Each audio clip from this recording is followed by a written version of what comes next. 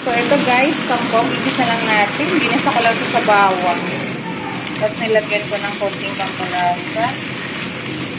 At asin. And then, lagyan natin ito. So, ayan. Easy open. Easy to open naman siya. Ayan. At nilagyan na nga natin itong sardinas.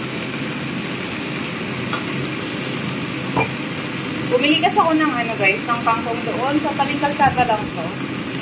Yung matanda. At titinda siya.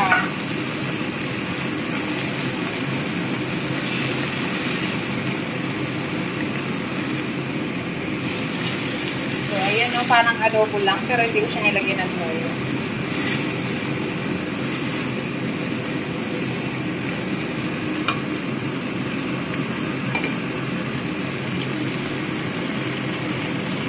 Natin. Ito yung kutsara dito guys.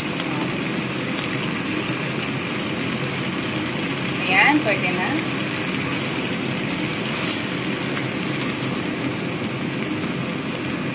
Sarap. At ito na nga po guys, yung aking simpleng ulam. Thank you for watching. Bye-bye.